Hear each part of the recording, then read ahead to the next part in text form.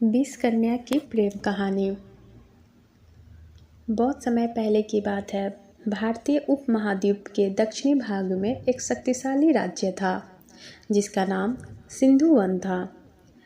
इस राज्य का शासक थे राजा वीरभद्र सिंह, जो पराक्रमी, न्यायप्रिय लेकिन बहुत महत्वाकांक्षी राजा थे। उनका राज्य समृद्ध था, प्रजा सुखी थी, लेकिन पड़ोसी राज्य महाशक्तिपुर के राजा चंद्रकेतु से उनका पुराना वैर था। चंद्रकेतु लगातार अपनी शक्ति बढ़ा रहा था और वीरभद्र को ये चिंता सताने लगी थी कि कहीं चंद्रकेतु उनके राज्य को निकल न जाए। वीरभद्र ने कई बार चंद्रकेतु को युद्ध में हराया था, लेकिन चंद्रकेतु एक चालाक रणनीतिकार था। उसे सिर्फ तलवार से नहीं हराया जा सकता था, उसे किसी ऐसे शक्ति से पराजित करना था जो अप्रत्याशित हो। इसी चिंतन में एक रात राजा वीरभद्र ने अपने दरबार के मुख्य तांत्रिक गुरु मृतेश्वर को बुलाया। मृतेश्वर ने एक रहस्यमयी बात कही, राजन, युद्ध तलवार से नहीं मस्तिष्क से जीता जाता है।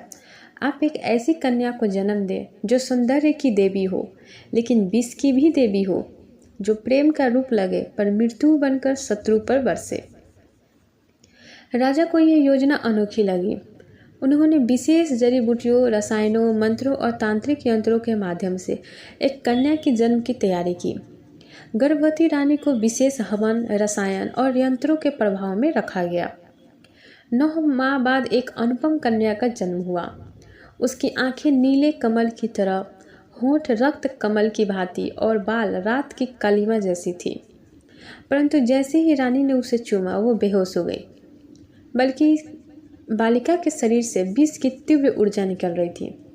उसका नाम रखा गया विषांजलि। विषांजलि का बचपन सामान्य बच्चों जैसा नहीं था। उसे एक विशेष गुप्त महल में पाला गया, जहां सिर्फ तांत्रिक, सेविका, दया और कुछ प्रशिक्षक ही जा सकते थे। किसी को भी उसके पास आने की अनुमति नहीं थी।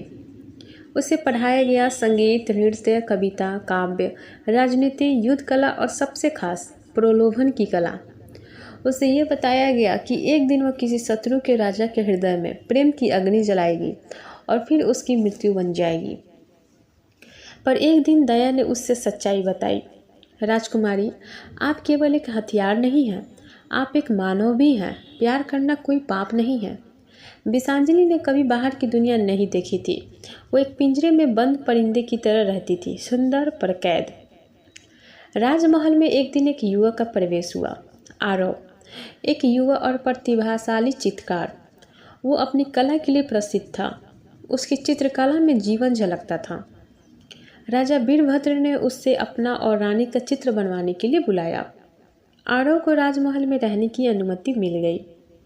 एक दिन आरव महल की एक भूल भुलैया से गुजरते हुए विषांजलि के बगीचे तक जा पहुंचा। वहां बैठी थी वह सफ़ेद झील के किनारे, चुपचाप जल की सतह निहारती हुई। जब उसने आरव को देखा, वो चौंक गई। तुम यहाँ कैसे पहुँचे?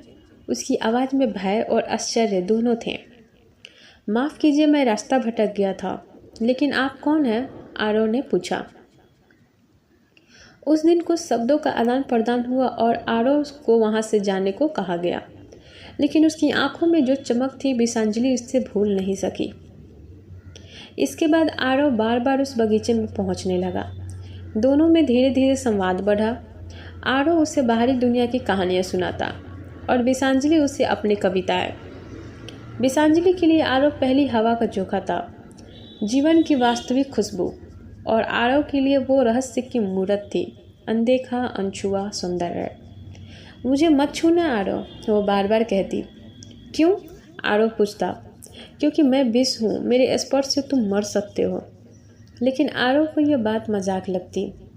प्रेम धीरे धीरे बढ़ा। अब दोनों छिप छिप कर मिलने लगे। आरव ने विषांजलि का चित्र बनाना शुरू किया। हर दिन एक रंग, एक भाव, एक आभा। विषांजलि को ये एहसास हो चुका था कि वो अपने कर्तव्य से भटक रही है, लेकिन वह कुछ कर नहीं पा रही थी। एक दिन उसने आरव से कहा, अगर मैं कभी कहूँ कि तुम्हारी मृत्यु बन सकती हूँ, तब भी क्या तुम मुझसे प्रेम करोगे? अगर तुम्हारा प्रेम ही मेरा मृत्यु है तो मैं हर जन्म में वही मृत्यु चुनूंगा। वो पहली बार रोई और उसी दिन उसकी आंखों से जो आंसू गिरे तांत्रिक को कुछ आश्चर्यजनक लगा। आंसू विष मुक्त थे। विषांजलि के जीवन में तूफान तब आया जब राजा वीरभद्र को उनके गुप्तचरों ने सूचना दी कि विषांजलि किसी युवक से प्रेम करने लगी है। राजा ने आरव को बंदी बना लिया और विषांजलि को बुलाकर पूछा, क्या यह सत्य है? हाँ, मैं आरव से प्रेम करती हूँ, विषांजलि ने कहा। राजा ने क्रोध में कहा, उसकी मृत्यु अब तय है। लेकिन विषांजलि राजा के पैरों में गिर पड़ी। पिताजी, मैं अपने प्रेम के लिए सब छोड़ सकती हूँ, कृपया उससे मत मारिए। राजा असमंजस में थे। तांत्रिक ने सुझाव दिया, यदि प्रेम सच्चा है तो वो विश्व को हरा देगा। एक अंतिम परीक्षा होनी चाहिए। प्रेम की परीक्षा के लिए एक विशेष रात्रि का चुनाव किया गया। पूर्णिमा की रात मंदिर में विशेष पूजा हुई। तांत्रिक ने कहा, आरव को विषांजलि को होठ चूमने होंगे। यदि वह जीवित रहा तो प्रेम सच्चा और विष नष्ट समझा जाएगा। पूरे दरबार की उपस्थिति में विषांजलि कांपते हुए आगे बढ़ी। आरव मुस्कुराया, तुम अब भी डर रही हो? मैं तुम्हें खो नहीं सकती। आरव ने धीरे से उसके होठों को चूमा। क्षण भर के लिए सब कुछ थम गया। फिर आरव ने आंखें खोली, वो जीवित था। तांत्रिक चीखा, प्रेम ने विष को पराजित कर दिया। अब यह कन्या विष नहीं, अमृत है। राजा वीरभद्र को अपनी भूल की पश्चाताप हो गई। उन्होंने आरव को गले लगाया और विषांजलि का हाथ उसके हाथ में दे दिया। सिंधु वन में 7 दिनों तक उत्सव मनाया गया। विषांजलि और आरव का विवाह हुआ। अब विषांजलि राजकुमारी नहीं, प्रेम की देवी बन चुकी थी। आरव और विषांजलि ने एक छोटे से गांव में जाकर एक चित्रालय और विद्यालय खोला। वहां वे प्रेम, कला और जीवन की शिक्षा देने लगे। उनकी कथा आज भी गीतों में गाई जाती है। विष से शुरू हुई वो प्रेम कहानी अमृत बनकर अमर हो गई।